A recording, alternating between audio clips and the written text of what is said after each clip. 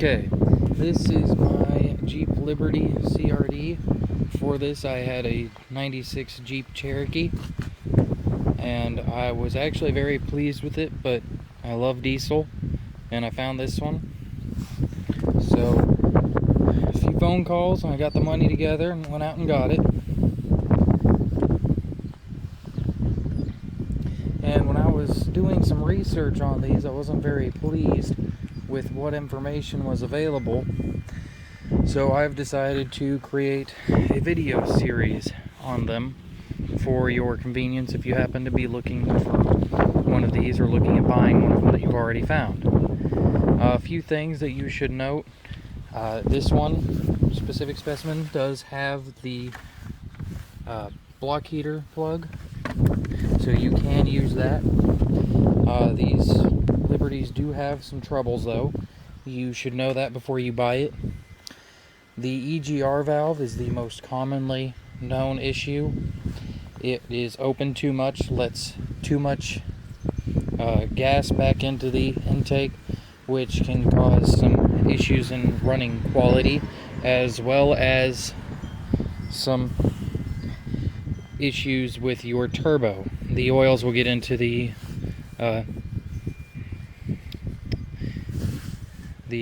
hoses there, and it will cause them to deteriorate and break down. And that's the EGR valve. That can be fixed with an engine tune. I have chosen to do this with a GDE, that's Green Diesel Engineering tune, and they shut off the EGR valve so that there is no more flow through, and to make sure that the vehicle is still compliant with emissions spec, they reduce the amount of fuel that goes into the engine until you step on it, and then it allows you to get more fuel so that when you're tested at idle you won't break the emissions spec. Another thing to know, the timing belt has to be replaced every 100,000 miles. It will break, and it is an interference engine, which means that the valves will actually be down inside the block where the piston can hit them and break them off if your timing belt does break. Another thing to be warned of is that the torque converter has a plastic stator. If you are buying in the US, if you are buying in Europe or anywhere else on the planet, you're perfectly fine, at least as far as I could find from Googling. Good news is, because everybody else on the planet is perfectly fine, if you are in the US, you can order a Mopar Parts torque converter with a metal stator. I do not know which metal, sadly. I wish I could tell you, but it is metal, and it fixes the braking problem. And I would recommend that you would do that one before you do the GDE tune, because it can handle more torque, and the GDE tune will increase both your horsepower and your torque, which could cause you to break your torque converter on your vehicle sooner. So those are just some of my recommendations, and I wanted to get you guys a little video of the outside here. We'll move along on to the inside. Mine's a little bit messy. Here you see I have the cloth interior. I bought it, it was pretty dirty. The floor mats though, right down there, you can see are actually from my Cherokee, and they are pretty dirty, but that's not from this car, that's from my Cherokee.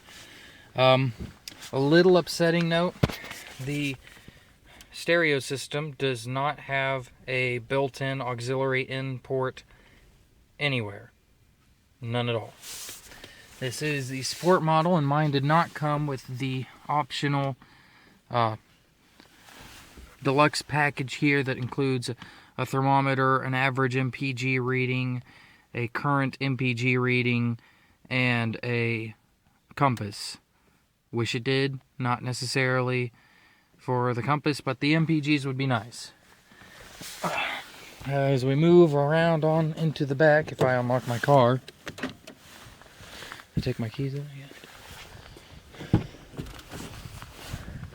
You've got a fairly roomy back seat. Sorry, I am a college student. I do have papers everywhere. That folds down very conveniently, like so, if my seat were a little further forward so the headrest would clear. Mine does have the cargo cover. And moving around to the other side of the vehicle, show you how easy that one would fold down. Right, like so. That one goes down a little further. And it's pretty roomy when it's folded all the way down. However, when it's back up, as you can see, cargo, at least relative to my Cherokee, is pretty limited. There is not much room behind the back seat for cargo. You do have window controls here. On some of them, there's actually a little hatch. They'll come out there. I've heard that on the Limiteds, it is an option to have a power port here. I have previously owned a Limited, and I did not have a power port in mine, so I cannot confirm that. Moving around to the back, you see that you can pull this handle right there just that far, and only the back opens. Pull it all the way, and the entire door swings away like so. I do have a spot in my carpet. I'm gonna have to clean that out. Over here I do have my jumper cables for my Cherokee. You have your gas exhaust port, and you have a power port back here in the back. Actually very convenient, because this tailgate swinging away like this, you can get a whole bunch of options that allow you to kind of convert this here into some kind of a tailgating rig. Because it swings away to the side, you can sorry about that, just dropped the phone, I'll edit that out. You can have stuff that folds down because of the way it swings out to the side. So you can have a cooking area, you can have drink holders, whatnot, you name it, subwoofers if you wish, and in the right light you can be a little bit shaded under your roof piece here. Very nice. Now, moving around the vehicle,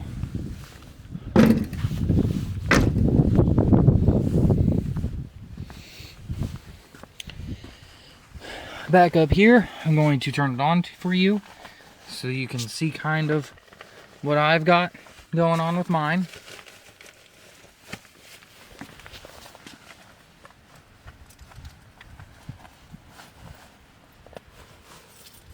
Confirm my damn keys. What the fuck? There it is. Key was hiding from me in my pocket there. Mine's got 143,000. Like I said, I'm not sure if the timing belt's been changed, so I'm doing that this weekend. Got your different lights. Normally, your glow plug light would be right there in that little hole. Can't see it because it's not cold enough for it here. It's like 10, 15 degrees Celsius. There you go, start it up. It seems to be idling pretty regularly right there at 1750, just consistently. Be a little bit of a sound demo of it here from inside the car.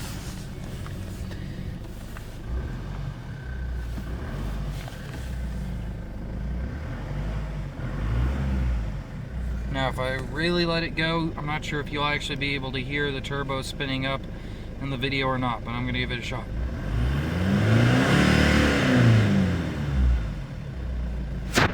And a lot of black smoke rolls behind me. Very good sounding engine. And like I said, I'm going to let you see the hood, under the hood.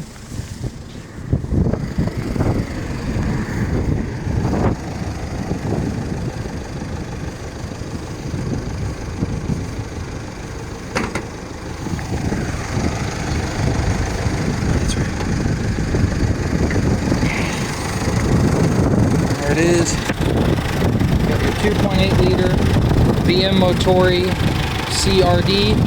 Stands for Common Rail Diesel. Mine does have just the original piece of crap battery that came with it. Over here you've got your fuel filter. This is all of it. Don't even bother looking for a secondary fuel pump or fuel filter. This is just the filter part. That's your fuel water separator, everything that you need. There's your priming pump right there. If you happen to need to prime it, say you run out of fuel. Over here you got your air intake, AC compressor on top. Turbo's down behind, but I'm not going to be able to get a picture or a video of that car running at least. Your fan, you have an electric one down here in front. And then you have the always-on mechanical fan there. Typical Jeep setup. You do notice that you have these two boxes here. One of these is the engine control unit, the ECU. And the other one is the turbo control unit. In all honesty, which one's which, I am not really very clear on. It does use a very odd weight of oil. It uses 0.40. But I will say this, just kind of a preliminary thing. I drove it all the driving I needed to do. It's about 108 miles, and I burned 1.9 gallons. That averages to just over 52 miles a gallon. So this little thing does do pretty good on gas. For those of you who are interested in the States, I'm not sure about overseas, it is automatic, and it is only automatic if you are in the States. It is a 5-speed automatic though, with 2 lockups, one in 4th gear and one in 5th gear. These windows here are controlled from the center. Your typical car is controlled, all of the windows from the driver's side. This vehicle only has the center controls for the fronts, and then rear controls for the rear back there. I can get it focusing on them, yep. There are no controls for the windows. That's a door lock switch. Show that to you. Okay, it's another thing I need to get checked out. This one, you got your mirror control. That works properly. And you got your driver's mirror control. Works properly as well.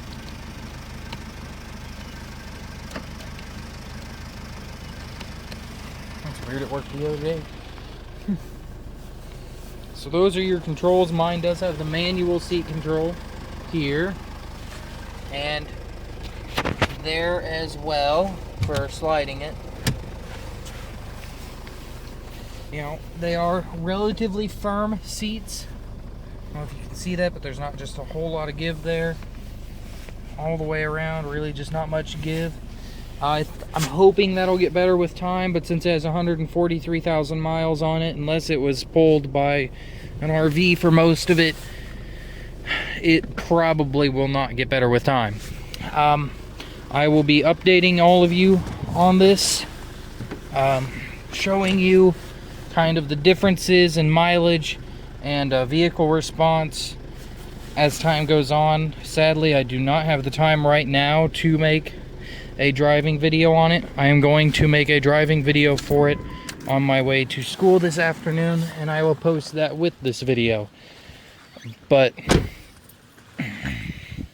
for right now, this is it. Diesel Liberty.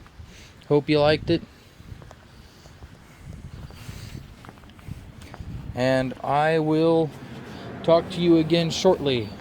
I'll give you kind of some differences, see if I can notice any differences in how it runs after I replace the timing belt on it.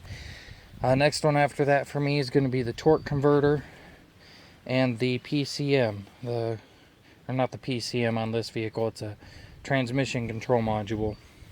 And those are two that I recommend that you do together, because just one isn't going to do a lot. When you do the transmission control module with it, not only will you change how much torque the torque converter can handle, you will also change the shift points so that you will get slightly better mileage out of it. And after that, it's going to be, for me, the ECU unit. Then I'm going to get a suspension system from Old Man Emu. After that, I'm going to be pretty much done. This is sadly going to be taking me about 8 weeks. I do work at AutoZone. It's a great job, love it. Not the best pay in the world, but I love the job, so I won't quit. And I will be keeping you posted. Thank you.